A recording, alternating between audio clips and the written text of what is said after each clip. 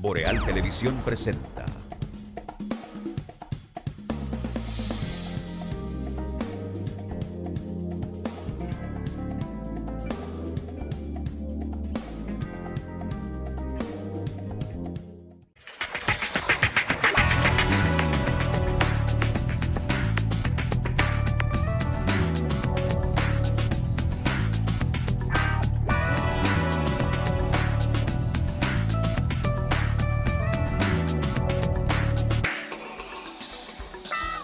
Hola amigas y amigos, muy buenas noches, bienvenidos a EnQ a través de los canales de Boreal Televisión desde Santiago de los Caballeros, cubriendo todo el territorio de nuestro hermoso país, la República Dominicana, así como también con presencia en los sistemas de cables, aplicaciones y plataformas digitales en diversos países del mundo, especialmente en Estados Unidos, Canadá, Puerto Rico, Centro, Suramérica, Europa y las islas del Caribe. En este miércoles 13 de julio, las gracias por acompañarnos en este ratito de la noche y las buenas noches y la bienvenida a nuestro compañero don Juan Sebastián Ricardo y García.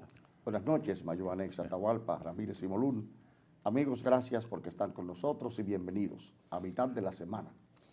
Por supuesto, iniciar el programa, decía usted, señor, escúcheme. No, día 13, como usted dijo. 13. Sí. No tiene nada que ver con la mala suerte. Señores, hablarles de agua cascada, que es la calidad del agua embotellada, la garantía de la salud suya y la de su familia. Agua cascada, para sus pedidos llámese al 809-576-2713 de agua cascada, la calidad del agua embotellada. Muchos temas como de costumbre para el día de hoy. Y a ver por dónde empezamos. Adelante, camarada. No, Atahualpa, yo quería hacer una reflexión aprovechando la incidencia de la corrupción del país, los expedientes que se están ventilando ahora. Y algo que debemos los dominicanos asimilar para poder cambiar este sistema. En este país no hay expedientes de corrupción. No hay casos aislados de corrupción. La podredumbre es sistémica y viene desde hace mucho tiempo. Ya se ha convertido en una cuestión estructural. Hasta tal punto que esa costumbre se ha entronizado como una cuestión cultural en el comportamiento de los dominicanos. Y no solo en lo que se refiere al cohecho, al soborno o a la sustracción de fondos. Aunque no todos somos corruptos, los que mantenemos esos principios nos reducimos cada día a una minoría que es ya imperceptible, porque hay una mayoría abrumadora, casi absoluta y aplastante, que cuando tiene la oportunidad de aprovechar una violación de la ley lo hace, y cualquier persona, sin importar su condición socioeconómica, que tienen la oportunidad de ver o de manejar recursos, en una abrumadora mayoría la gente mete la mano, porque se ha convertido en una especie de búscate lo tuyo, búscame lo mío, y en una lasitud de los principios cívicos y morales que deben ordenar toda sociedad que viva en una democracia plena, aunque con sus imperfecciones. Y hemos convertido esto en una cultura. Y lo peor de todo, Atahualpa, es cuando la justicia se convierte en un instrumento de la posverdad. Y hablo de la justicia en sentido integral. Hablo del sector acusatorio como también el del juicio. Cómo se aprovecha la indignación popular y se sientan principios alejados al debido proceso. Y eso también se convierte en una especie de cultura. Lo que prevalece y hace funcionar una democracia es el cumplimiento de la ley y la justicia justa y con el debido proceso que se aplica al que la viole. Y lamentablemente la justicia dominicana se ha convertido en el peor instrumento de la posverdad.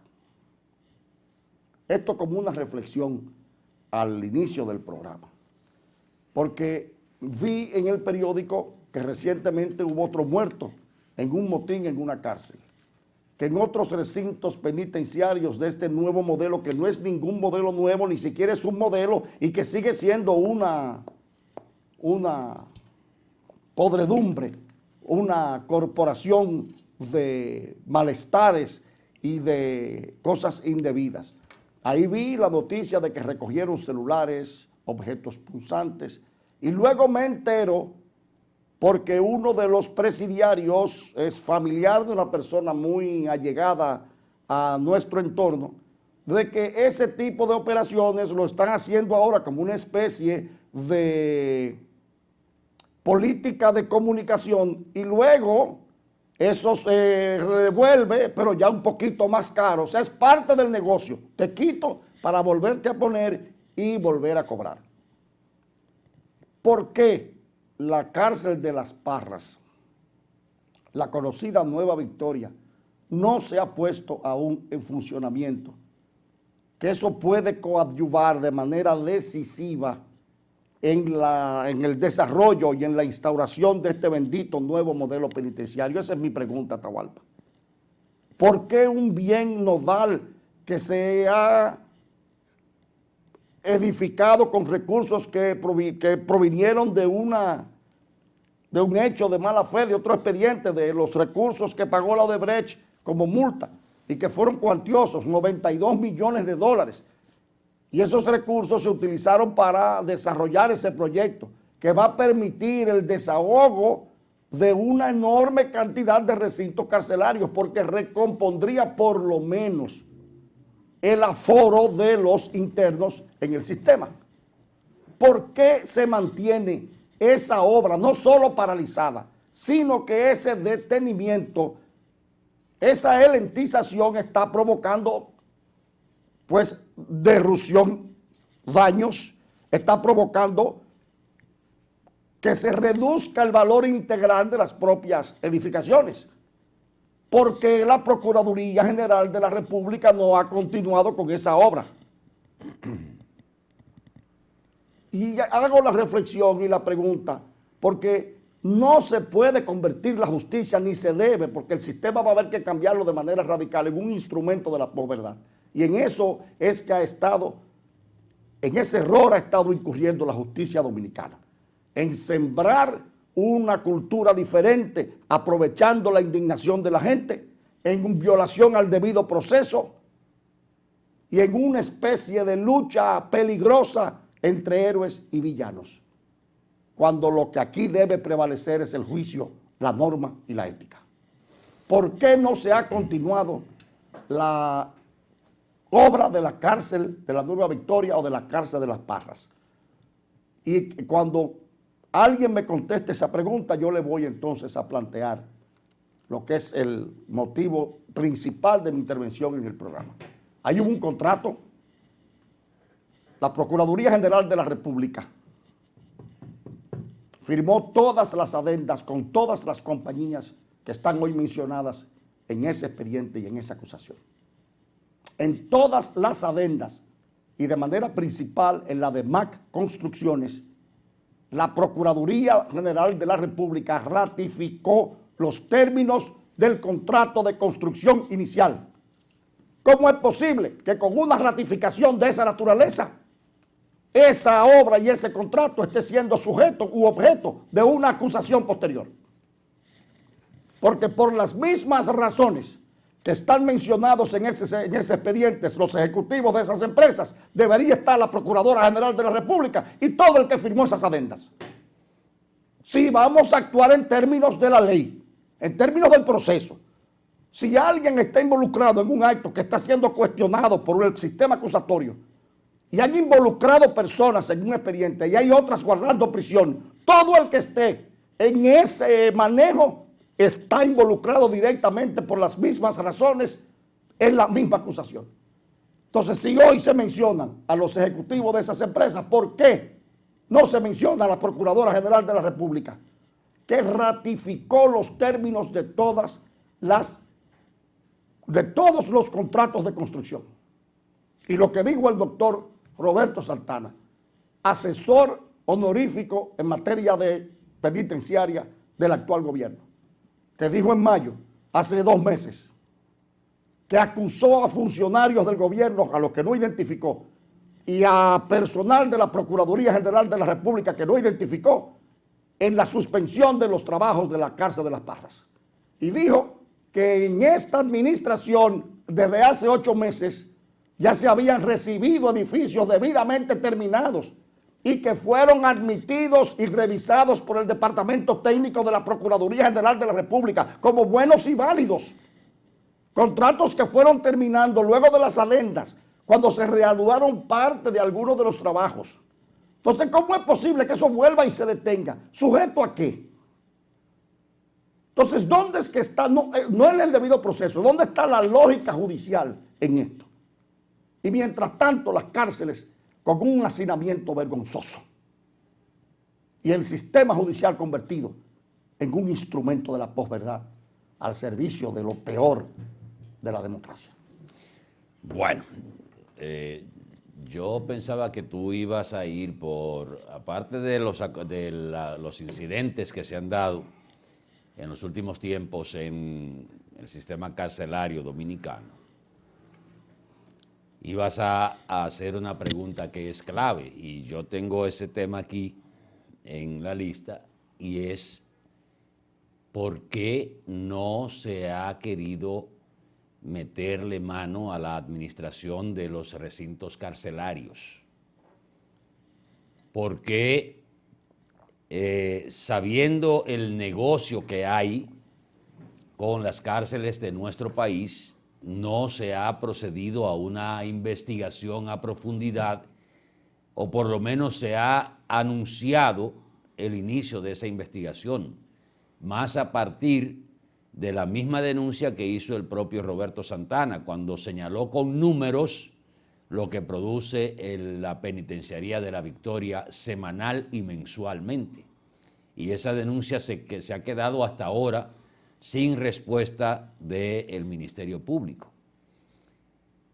La otra parte que tú enfocas, que fue por donde derivaste el comentario, yo hace tiempo que nunca escuché tantos reclamos del debido proceso para gente involucrada en actos señalados por el Ministerio Público de corrupción.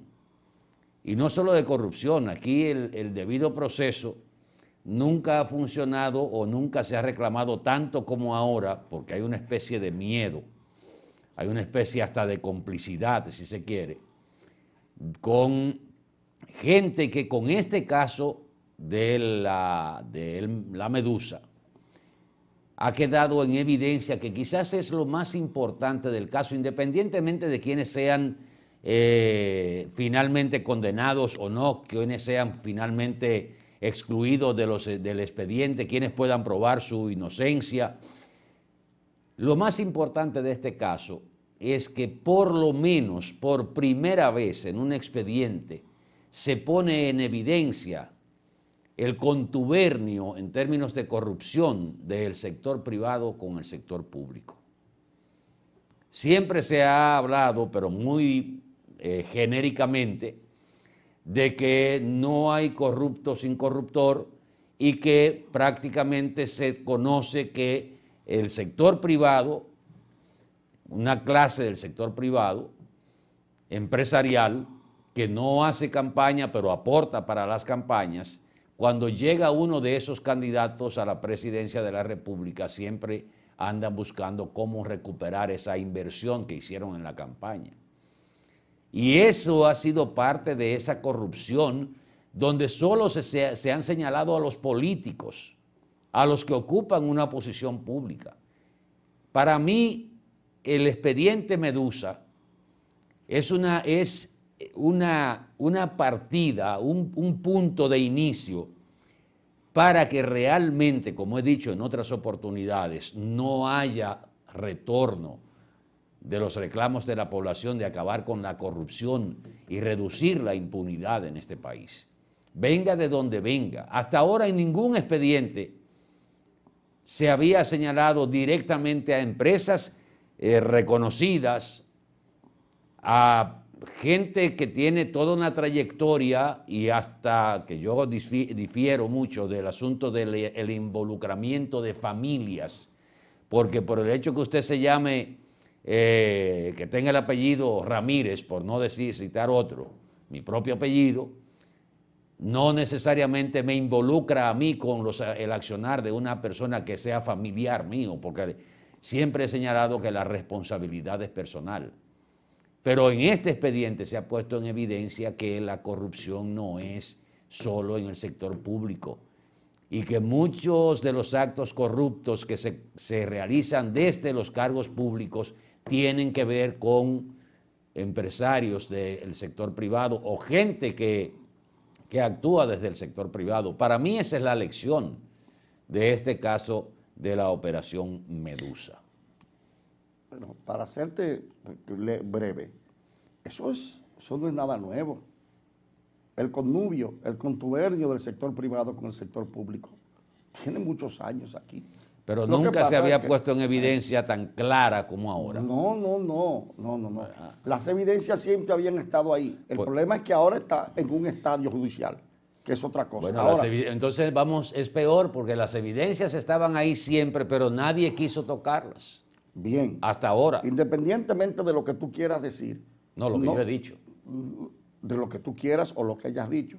Eso lo interpreta el televidente. Independientemente de eso, Atahualpa, el reclamo del debido proceso es una reacción, no una acción. Es que se ha reclamado el debido proceso y no es la primera vez. Vengo aquí desde hace muchos años en este programa haciéndole críticas al Ministerio Público y no habían casos sonoros de corrupción.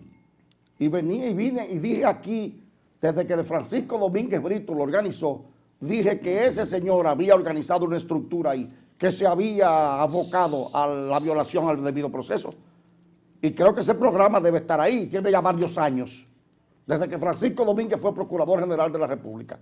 Y venía diciendo eso cada vez que tenía la oportunidad en este programa. Ahora se reclama el debido proceso en la misma manera en que el sistema acusatorio promueve su violación.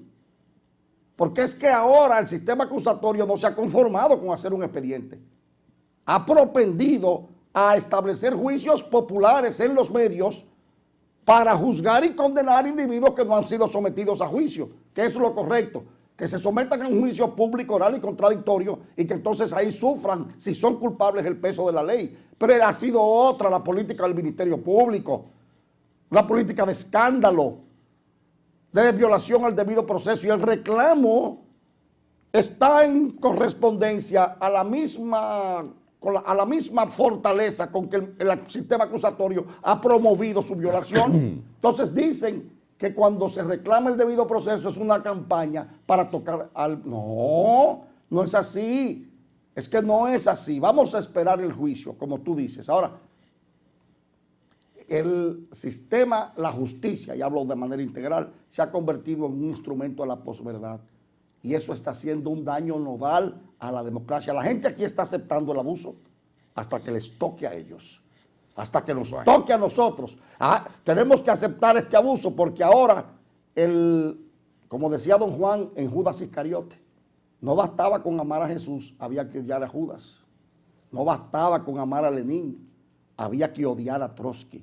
Ante toda idea del bien hay que anteponer una idea del mal para crear ese maniqueísmo y manejar a la gente, porque el amor une, pero el odio fanatiza. Y eso es lo que se quiere, con lo que ha hecho aquí el Ministerio Público, con la violación al debido proceso. Yo lo reclamo no porque sea Jean Alain ni nadie, lo reclamo por los millones de dominicanos que a diario están sufriendo eso en los tribunales dominicanos. Y no son sonoros los casos. Bueno, vamos a publicidad un momentito, regresamos en el próximo bloque. Por favor, quédese con nosotros.